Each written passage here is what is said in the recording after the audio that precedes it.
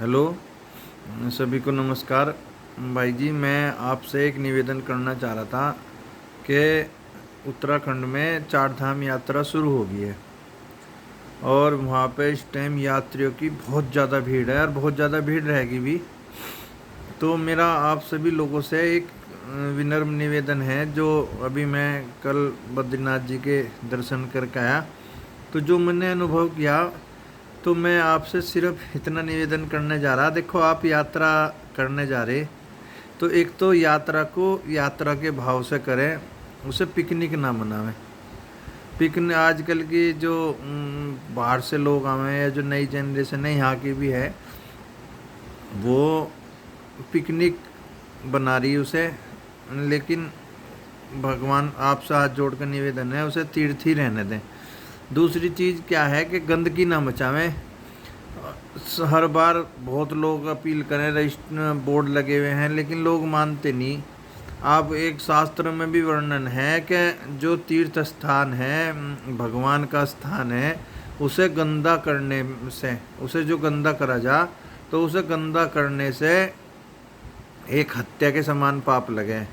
अब उसे हत्या के समान पाप कैसे लगे? देखो, आप छोटी सी बात समझें कि अगर आप कहीं जा रहे हैं और वहाँ कहीं पुरानी पॉलीथीन पड़ी है, आप एक बार उसे हटा के देखना, तो उसके नीचे की जो घास है, पेड़ पौधे हैं, वो जल चुके होंगे, क्योंकि ना तो उन्हें प्रकाश मिला ना ऑक्सीजन मिली, गंदगी तो हो ही रही। और जहाँ से घास जली पहाड़ पे, है ना, या पेड़ पौधे मर रहे, वो समझो आपने अपने प्रयास से इतनी ही जमीन भूस्खलन के लिए तैयार कर दी। और इन छोटी छोटी चीज़ों के साथ जब बड़े भूस्खलन हुए, बड़ी त्रासदियाँ हुए, तो बहुत लोगों को नुकसान हुए, बहुत जीवों को नुकसान हुए, जीवन बहुत प्रभावित हुए। भगवान ने अपने धाम यहाँ पे इसलिए बनाए हुए हैं। भगवान खुद भी यहाँ पे, जो ये जो बद्रीनाथ जी हैं वो है यहाँ पे, भगवान ने तप किए हैं, मतलब। तो ये सब तप इसलिए करे थे कि यहाँ इनके इन विशेष स्थानों पे पर्यावरण बहुत अच्छा है। क्या नाम है, सांसारिक चीज़ों की तनाव नहीं है, बहुत बढ़िया वातावरण है। उस चीज़ को, उस गरिमा को, उस पवित्रता को बनाए रखना हमारा सबका कर्तव्य है। और वो बहुत बड़ा काम नहीं है। हम गाड़ी से जा रहे, तो गाड़ी में एक बड़ी कोई कट्टा वट्टा रख लें, अगर जो हमारा जो डस्ट हो, मतलब जो हो वैसे सामान वामान है, क्या नाम है, जो हमने कोल्ड ड्रिंक पी या पानी की बोतल पी, वो उसमें डालते रहें। बाहर जाके जब हम वापस आवें यहाँ से पहाड़ से नीचे उतर के, तो जो भी डस्टबिन के कचरे कूड़ेदान हो वहाँ उन्हें डाल दें। तो और जो खाने की आजकल एक चलन हो गया कि खाने की बहुत सारी फैशन हो जावे कि हम खाने की पत्तल लेके चलेंगे, बहुत सारे गिलास लेके चलेंगे। लेके जाओ, कोई दिक्कत नहीं, लेकिन वो पेपर वाली वो लेके जाओ, और पेपर वाले गिलास लेके जाओ। ऐसा नहीं है नीचे आओ तो नीचे प्लास्टिक ही प्लास्टिक कर दो। देखो, अगर आप देखोगे, अगर पहाड़ पे बहुत सारी गंदगी के ढेर लगे हुए हों, वो करे हुए हों, तो आपके भी मन में कैसा भाव जगेगा तीर्थ के प्रति। तो जब कहीं पे आप गंदगी देखो तीर्थ में, तो उसके लिए आप एकदम ये सोचो कि मैंने पहले यहाँ से पहले आते टाइम कहाँ गंदगी करी, कहाँ छोटा सा कोई कूड़ा डाल दिया था, वो गड़ दिया था, इसी तरह से वो गंदगी हुई। तो ऐसी गंदगी के जो आपके मन में गलत विचार आए, तो भगवान ने उन लोगों का जो गंदगी करके गए उनका पुण्य छीन कर दिया। तो जो आप गंदगी मचा के जाओगे, आपकी गंदगी को देख के लोगों के मन में गलत विचार आएंगे, तो आपका पुण्य छीन होगा। तो मेरा आप लोगों से, भाइयों से निवेदन है कि आप बहुत दूर जा रहे, बहुत कष्ट झेल के जा रहे, तो एक तो उसे पिकनिक ना बनावें, उसे तीर्थ यात्रा बनावें। ऐसा है, और ऐसा कोई काम न करें जिससे आपका कोई पुण्य छीन हो। आपको पुण्य मिले और उसका लाभ आपको, आपके बच्चों को, आपके माता पिता, आपके परिवार को भगवान की ब्लेसिंग मिले, है ना। ऐसा कोई काम न करें कि जो प्रकृति की आत्मा दुखी हो, भगवान की आत्मा दुखी हो। अच्छे काम करते लोगों की मदद करें रास्ते में, और गंदगी ना करें बिल्कुल भी।